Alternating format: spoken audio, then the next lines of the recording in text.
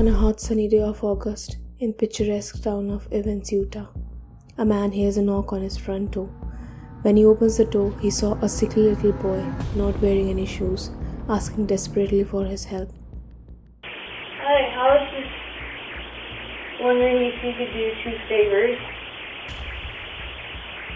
Well, what are they? Taking me to the nearest police station. Well, actually, just one's fine. What's going on, son? Have a seat there. What happens next will put the whole state of Utah in shock.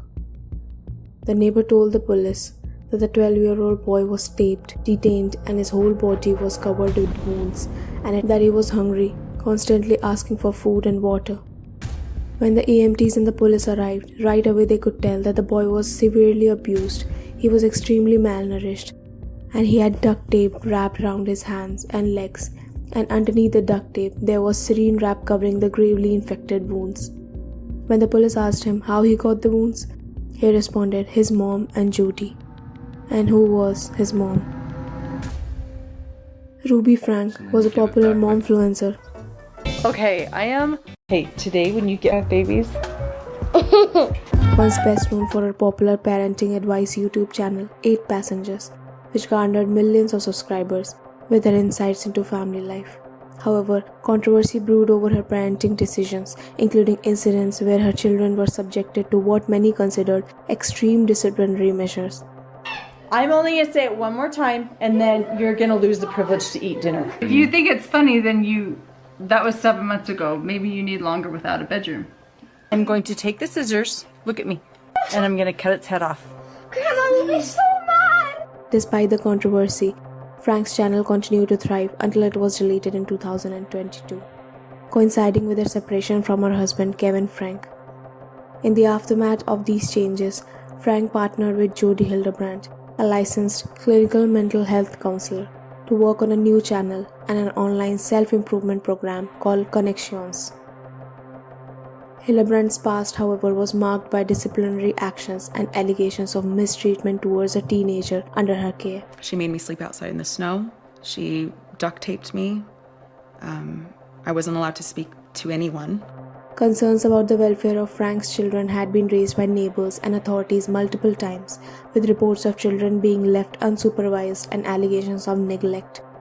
But even then, investigators could not find anything until her 12-year-old son bravely escaped from the Hilderbrand's home, asking help from a neighbor. When the 12-year-old boy was being treated by the EMTs, he told the police that he was not alone in the house, that he also had 2 siblings back at the torture house. The authorities rushed to the house of Jodi Hilderbrant, where the boy was apparently detained. Jodi? I need you to step out. I have my turn. That's great. Step out of the house. No, I'm not gonna step out of the Step out of the house. Step out of the house.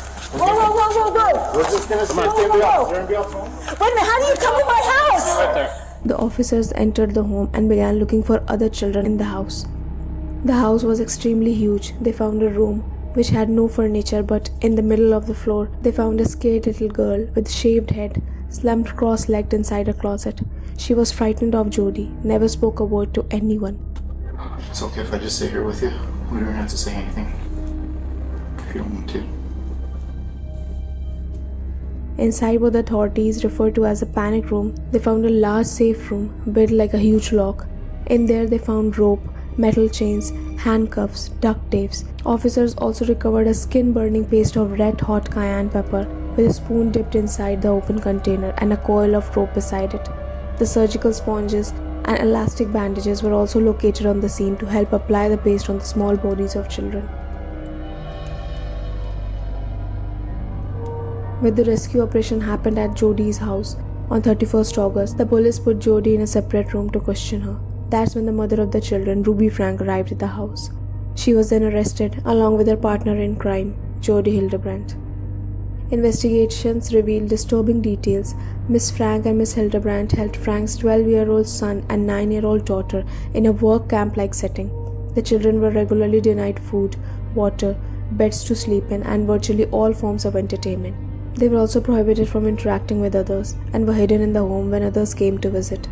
They were forced to do physical tasks like carrying loaded boxes up and down the stairs, and sitting against a wall without a chair or a stool for hours at a time. The children were also forced to do manual labor outside in extreme summer heat without shoes or socks.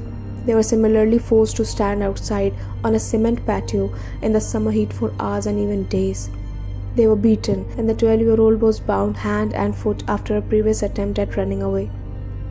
Additionally, the children suffered emotional abuse to the extent that they came to believe that they deserved the abuse.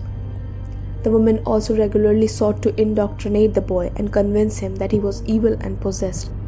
He was made to believe that the torture he endured constituted acts of love and the punishments were necessary to repent.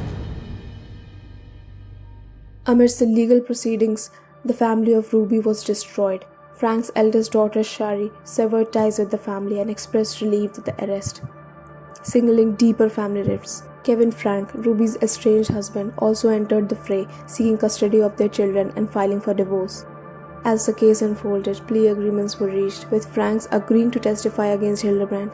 Both women pleaded guilty to multiple counts of aggravated child abuse. During the sentencing hearing, audio of which was streamed on Utah court's website, Frank teared up while apologizing to her kids. She also addressed the judge, John Walton, and the courtroom. For the past 4 years, I've chosen to follow counsel and guidance that has led me into a dark delusion. My distorted version of reality went largely unchecked, as I would isolate from anyone who challenged me. On February 20, 2024, Frank and Hilderbrant pleaded guilty to 4 counts of second-degree aggravated child abuse in December, several months after being charged with 6 counts of felony child abuse. The judge sentenced Frank and Hilderbrant to serve 4 to 30 years in the state of Utah prison, the maximum sentence for this type of offense.